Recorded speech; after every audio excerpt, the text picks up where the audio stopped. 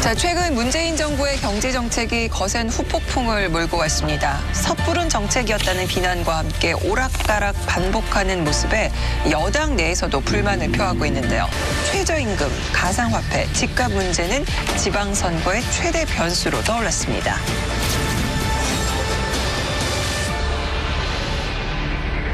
자, 이 문정부의 부동산 대책은 어떻게 보세요, 의원님?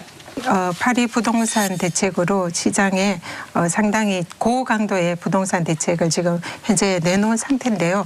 아직 이게 시장에서 그대로 정책이 실행되고 효과를 드러내는 것은 아직은 좀 더 기다려봐야 된다고 생각을 하거든요. 저도 국토위에 있습니다만 국토위에 이 정책을 담당한 책임자 분들의 말씀을 들어보면 올해 4월 정도쯤 돼야 그동안 국토부에서 부동산 대책으로 내놓은 정책들이 효과가 서서히 나타날 거다. 그래서 좀 어느 정도 4월, 5월 정도는 기다려 봐야 된다 이렇게 말씀을 하시더라고요. 그래서 사실상 규제랑 전혀 상관없이 돈을 엄청나게 많이 가지고 있으면서 부동산 투기를 하는 이 세력을 잡는 것은 실질적으로 어렵거든요. 그래서 이런 부동산 투기꾼을 잡는 정책이 결국은 나올 수밖에 없는 게 아닌가 지금 정부에서 신중히 검토를 하고 있는 걸로 아니, 알고 있습니다. 강남의 지역구 국회의원이시니까 좀 질문을 해볼게요. 정부의 부동산 대책에 대해서는 좀 시간이 필요하다. 효과가 보려면 이렇게 말씀을 하셨는데 지금 새해 들어와가지고 일주일 사이에 어느 강남 아파트 값이 지금 1억 원 이상 올랐다고 해요. 그러면 지금 말씀하시는 대로 투기. 이렇게 지금 강남 아파트 집값이 막 뛰는 게 투기 때문이라고 생각하세요? 그런 가능성이 높죠. 그리고 뭐 공급이 부족하다든지 교육 문제라든지 또 무엇보다도 강남을 선호하는 수요가 식지 않은 이런 여러 가지 이유가 있다 생각하는데 오히려 지금 정 의원님이 아마 말씀하시고 싶은 거는 정부 정책이 잘못돼서 강남 집값 올라가는 거 아니냐 이런 말씀을 하시고 싶으신지는 모르겠지만 저는 그건 아니라는 거죠. 강남의 집값은 계속적으로 오르고 있고 정부의 정책은 이것을 조금이라도 낮추겠다는 의도에서 정부 정책이 나왔는데 어느 정도 시간 타임이 필요한 그런 상황이다. 잠깐만요. 제가 먼저 질문했으니까 여기 끝낼게요. 제가 말씀드리고 싶은 거는 정부의 정책이 잘못됐다? 보다 먼저 정부의 진단이 잘못됐다라고 말하고 싶은 거예요. 정부의 진단은 뭐냐면 잘못됐지. 이게 투기 때문에 집값이 뛴다라는 이 생각을 버려야 돼요. 왜?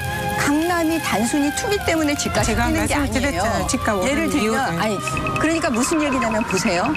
교육 정책하고 굉장히 밀접해요. 강남은. 예를 들면 저는 아직도 아이가 어려서 제가 학부모 엄마기 때문에 제가 이거에 대해서 민감한 사람이에요.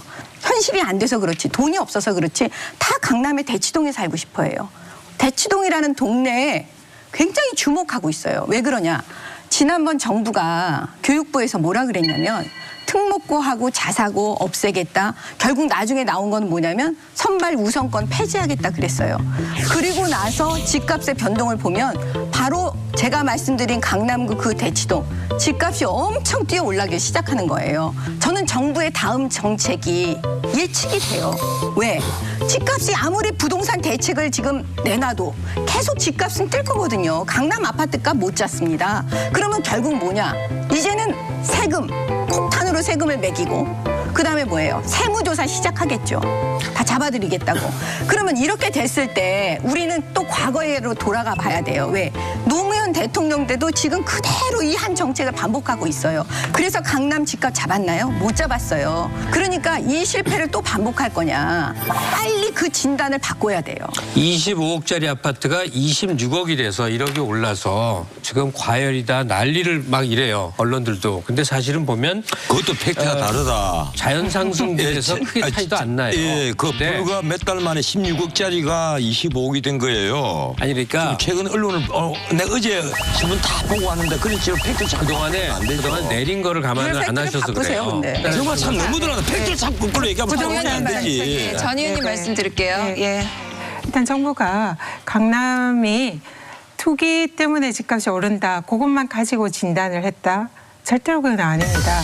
정부가 그런 식으로 아마추어처럼 정책을 하지 않고 계속 아마추어 하는데 그거는 지나치게 폄하하는 거라 생각해요. 아니죠. 아마추어 맞아요. 아마추어 좋아하는데 뭐. 정부가 지금 현재 대학 나온 아마추어에 그래. 강남의 집값이 오르는 게 이게 전국의 집값을 견인을 하고 부동산의 투기 문제가 견인을 못해요. 투기 지금 문제가 화성하고 동탄은 일어난다. 집값이 지금 떨어지고 있어요. 지금 서울의 거래도 집값이 손잡고요. 전체적으로 오르고 있거든요. 네? 그래서 지금 강남만 오르고 강남이 있어요. 오르면 한장을 서울이 모르고 오르고 얘기하시는 그- 거예요. 제가 또 얘기할 일단은 방금 말씀하신 대로 교육 문제라든지 강남의 인프라 문제라든지 집을 마련하고자 하는 그런 입장에서는 강남이 매력적인 곳이죠. 그러다 보니까 수요가 많으니까 또 공급이 부족하니까 집값이 오르는 거잖아요.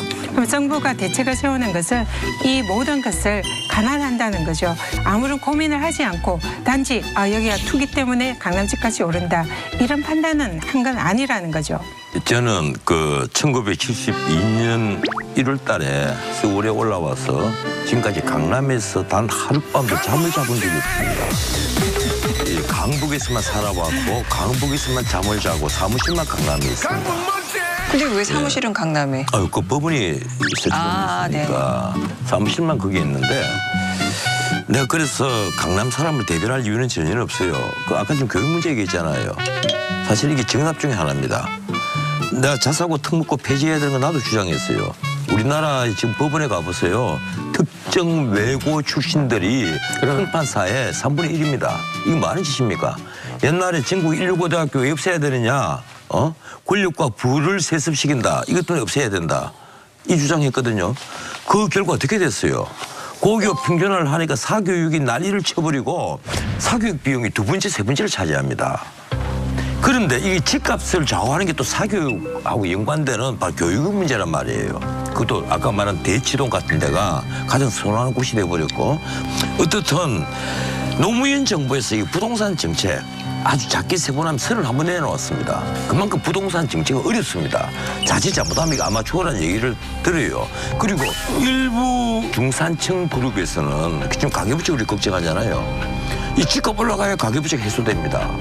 이건요 어떻게 보면 이쪽으로 가려고 하면 이쪽이 걱정스럽고 이쪽으로 가려고 하면 이쪽이 걱정스러워요. 집값 걱정하니까 이게 중산층들이 은행에 쥐고 있는 주택담보대출 이게 걱정이 된단 말이에요. 또 그런데 집값이 너무 올라가면 이건 해결이 되는데 그 집값 올라가면 서민들은 어느새 우리 집을 사요. 이러니까 모든 정책은 장기적으로 일관성 있게 만들어야 되는데 흰 DTI니 뭐니 하는 잠깐만요. 내 말을 결론만 좀 내릴게요. 시민들 다 얘기했잖아. 나 제일 마지막에 얘기하는 거예요. 뒤에 없으세요. 그거 보세요. 대출 규제를 하겠다는 거 아니에요. 신 DTI나 ATV나 이런 게 전부 다 대출 규제로 지금 해결될 문제는 이미 넘어섰습니다. 이 전부 다 배짱 보유가 왜 나오는가 하면 이제 앞으로 보유세 올리겠다? 아마 보유세 올리겠죠. 이렇게 되면 은퇴한 노인 부부들 이 사람들만 징벌을 받는 셈이 될 거예요. 엄청난 또 다른 반발이 나올 겁니다. 내가 강남에 단 하루도 안 산 입장에서 하는 얘기예요. 이건요. 정말 정부가 뿌리부터 바꿔야지 제일 그 표면적인 어떤 그 현상을 보고 이걸 치유하겠다고 계속 단기적인 정책 내놓으면 모든 정책이 다 실패해버립니다.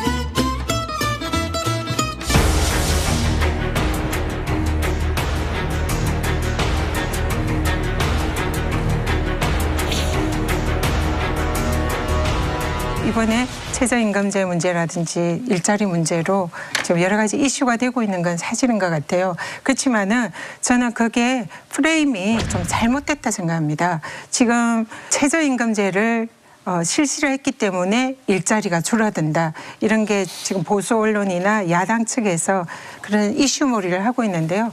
그건 전혀 사실이 아니라고 생각을 해요. 물론 어느 정도 시장에 갑작스럽게 최저임금제가 좀 그래도 크게 높아진 건 아닌 것 같아요. 7,530원 올해. 16%. 네, 그 정도라 이거는 충분히 우리 경제에서 정말 너무들 한다. 감당할 수 16.4%가 올랐는데 크게 높아진 게 아니라고 얘기하면 어떻게 금액을 합니까? 가지고 얘기를 해야지 퍼센트로 하면 커 보이지만은 금액이 그렇게 많이 높아진 건 아니거든요. 아니죠. 이건 퍼센트가 왜 중요한가 하면요. 제가 말씀을 드리고 우리 변호사님 답변해 주세요.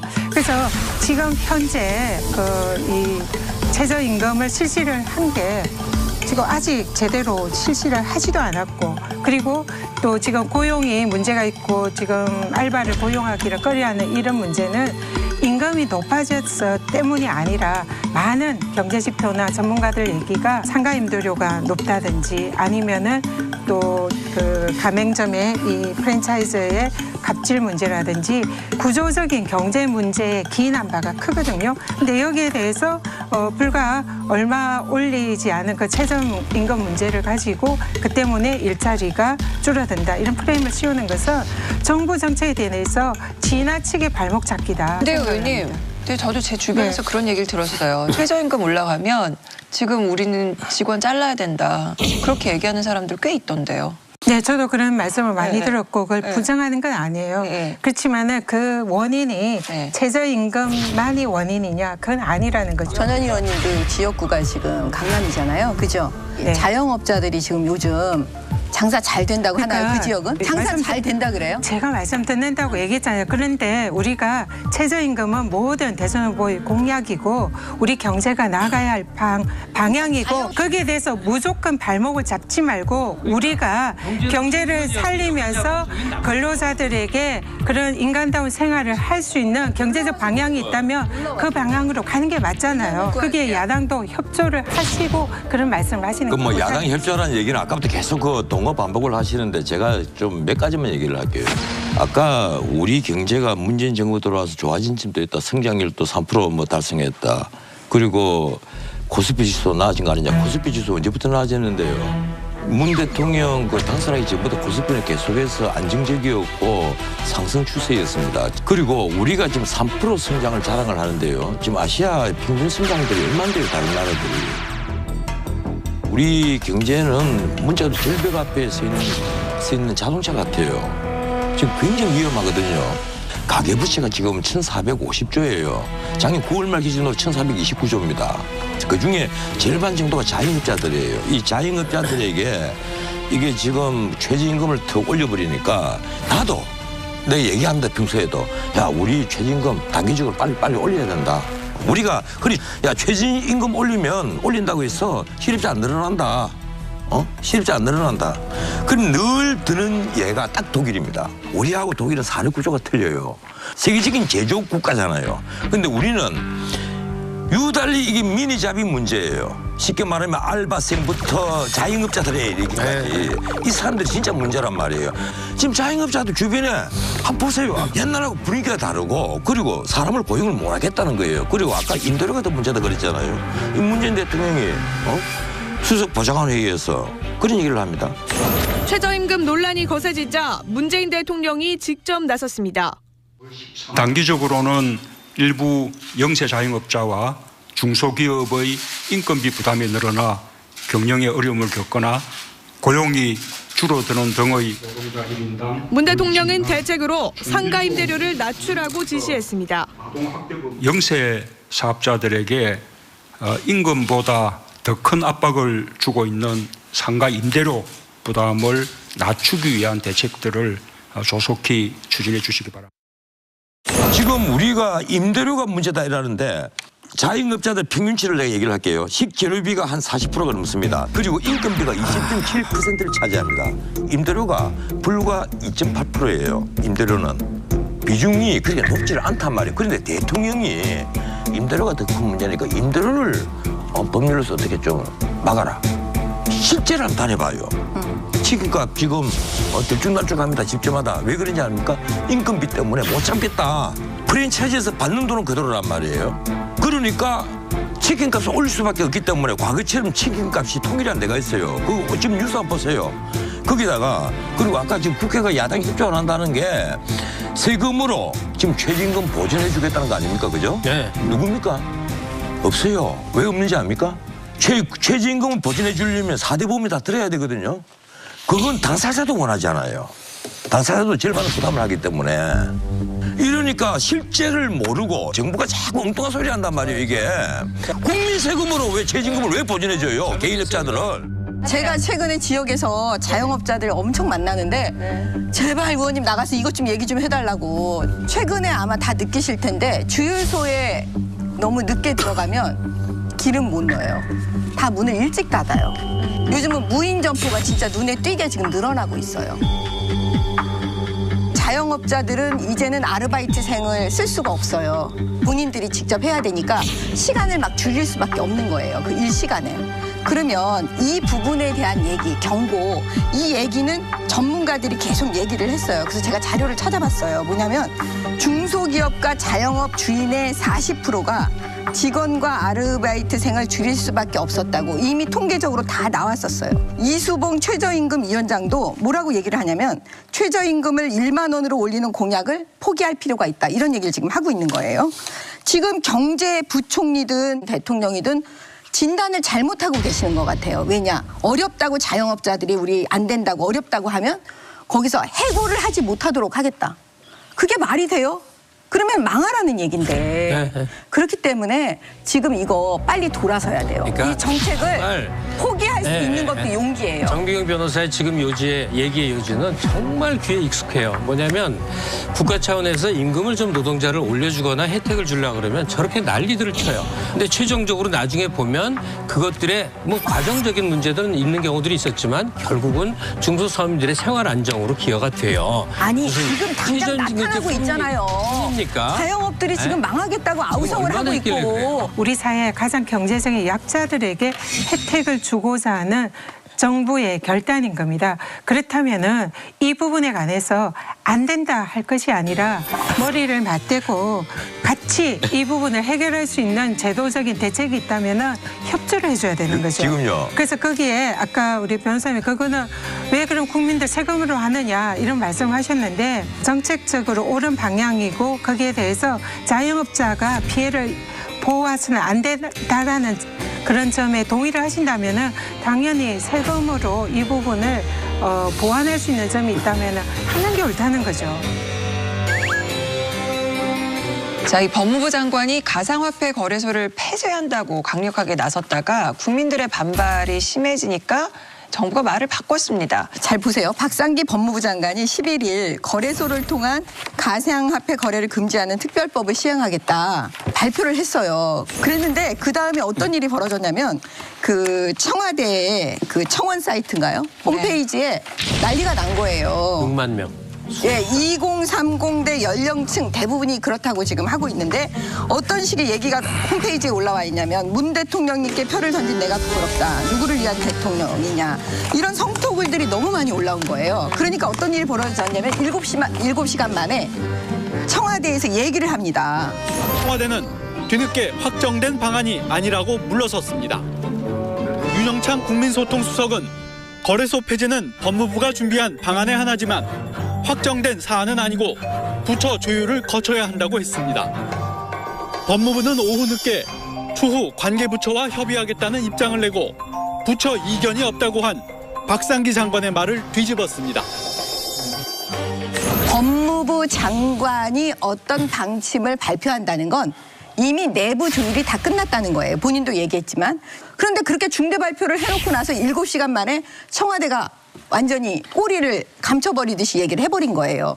그러니까 어떻게 되냐면 롤러코스터처럼 완전히 비트코인 시장이 엎치락뒤치락 막 그런 일이 벌어졌어요. 그래서 이것만 봐도 제가 말씀드리지만 지금 정부가 제대로 하고 있는 거냐. 응? 잘 모르는 분들이 지금 이렇게 섣부르게 하다가 시장을 막 지금 망치고 있는 것이 아니냐. 이런 우려를 하고 있어요. 자, 우리 그 하나부터 물어봅시다. 그 비트코인이 그 돌덩거리예요? 아니면 가치 있는 어떤 화폐예요? 어느 겁니까?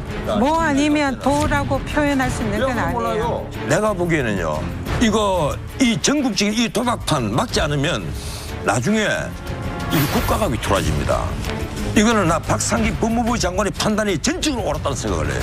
그런데도 청와대가 뒤늦게 윤영찬 수석이 그 20대 30대의 수많은 발언이 그게 무서우니까 한 발 발을 뺀 거야. 근데요, 변호사님, 이게 물론 문제가 지금 굉장히 많지만 이 전 세계적인 추세 자체가 이것을 개발하고 조금 더 문제점 보완하는 그 추세로 간다면 우리나라가 지금 안에 문제가 있다고 해도 이거를 문제점 보완으로 가야지 이거를 그냥 폐쇄시키는 거는 세계적인 추세하고도 안 맞는 거 아닐까요? 아니죠. 앞으로 우리가 비트코인 같은 어떤 가상화폐의 시대가 올 것을 대비를 한다 그러면 우리 국가 차원에서 가상화폐를 연구를 하고 그리고 거기에 맞춰서 대비를 해야 되겠죠. 지금 무분별을 해외에서 마구마구 만들어지는 이 가상화폐들, 수없는 가상화폐들을 우리나라 거래소에서 도박판이 벌어지도록 만드는 것은요, 이건 무조건 막아야 됩니다. 그러니까 이걸 막지 않으면 우리나라 청년청이 무너져 버려요. 이걸 방만하게 이 거래소를 그 운영이 되도록 방치를 한 이 정부가 난 좀 잘못했다고 봐요. 그러니까 우리 변호사님 말씀은 정부가 비트코인을 규제를 하는 것은 옳다. 그리고 박상기 법무부 장관이 잘했다. 그 취지잖아요. 그리고 비트코인이 이렇게 폭등을 한 것은 문재인 정부 잘못이다.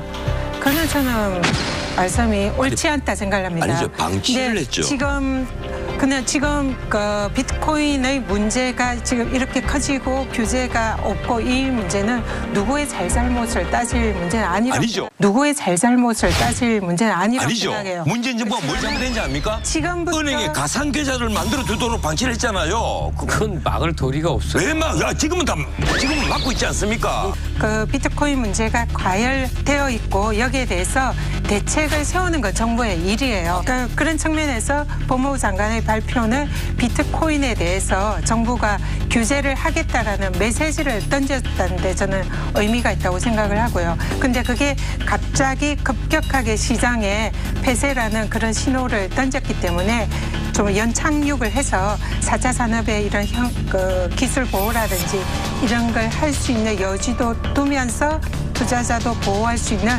이런 대책을 세우는 방향으로 가면 되는 거예요. 집권 2년 차에 문재인 대통령의 경제 정책만을 두고 성적을 좀 한번 매겨보죠. 짧게 부탁드리겠습니다. 일단 저부터 얘기하면 매우 낮은 점수를 주고 싶어요. 거의 혁신적으로 국가 자체가 개조되는 수준의 혁신적 경제 정책을 원하는데 의원 입법이 안 된다는 것 때문에 너무 조심하고 있어서 지방선거 이후에 전국 장악을 한 다음에 거대한 경제적 정책의 전환이 있길 기대합니다. 정말 높은 점수를 드리고 싶은데 그게 잘 안 되고 공약을 지금 많이 얘기하시는데 이제 그런 거 너무 고집하지 마시고 미래를 보고 좀 가야지. 단순한 느낌이 들도록 이 정책을 피면 안 될 것 같아요. 점수를 드리기보다는 정말 부탁을 드리고 싶어요. 우선 국가 부채에 대해서 아무런 그 생각이 없다. 미래 세대 지금 20대, 30대가 짊어질 빚을 마구마구 내고 있습니다. 그런데도 그런 데 대해서 완전히 눈을 감아버린 그 이 정부의 소득주도 성장 정책, 그 가계부채 같은 이런 폭탄을 안고 있는데 너무 제대로 보지 않는다. 그리고 아주 단말적인 것만 계속 눈에 들어온다. 이런 걱정을 합니다. 그래서 굳이 점수를 매기자면 제가 과락을 매기지 않을 수가 없습니다. 뭐 점수는 공개하지 않겠습니다. 과락으로만 말씀드리겠습니다. 과락이다. 네. 네.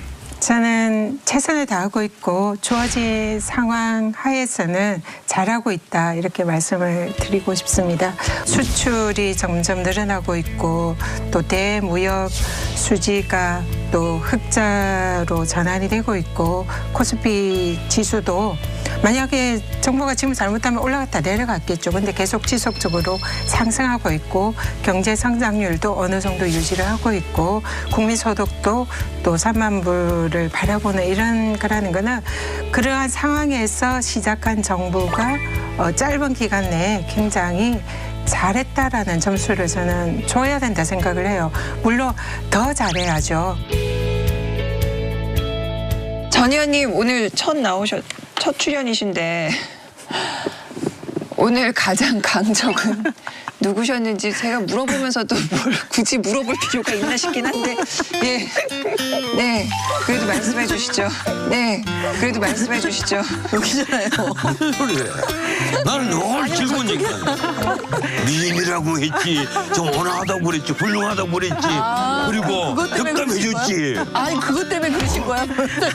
아니 우리 모든 분들이 대단하시다. 그런 측면에서는 강적인데 굳이 한 분을 뽑으라면 아무래도 우리 또 전혜책 변호사님. 이게 강력들이 좋은 게 아니라니까. 제가 근데 우리 전혜책 변호사님 말씀 들으면서 공감이 가는 부분도 참 많이 있어요. 그리고 또 제가 어느 이 인터뷰를 봤는데 우리나라를 떠나고 싶으시다, 이민 가고 싶으시다 이런 말씀을 하셨더라고요. 내가 앞에 한마디를 했거든. 어떨 때는 이 나라를 떠나고 싶은 진정 고민을 할 때가 있었다. 그러니까 그런 나는 마음이 정말 드는데. 납세의 의무, 국방의 의무 다 한 사람인데 이제 떠날 권리도 있다고 생각했다. 네, 그래서는 안 되죠. 그럴 정도로 화가 났다. 그래서 우리 전혜책 변호사님 같은 분이 대한민국이 정말 살만한 곳이다 이런 생각이 들 정도로 아마 저는 문재인 정부가 앞으로 임기 내 그런 대한민국을 만들 거다 생각을 그건 하고요. 안 될 거라는 생각을 합니다. 자, 센터구쇼 강적들 저희 다음 주에 뵙겠습니다. 고맙습니다.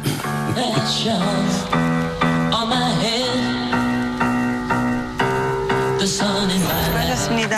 아, 우리는 강적이에요, 안 해요? 이제 없애버렸네. 아유, 고생하셨어요. 저 여태 토론 중에 가장 세게 했습니다. 가세요. 파이팅. 아유, 수고하셨습니다.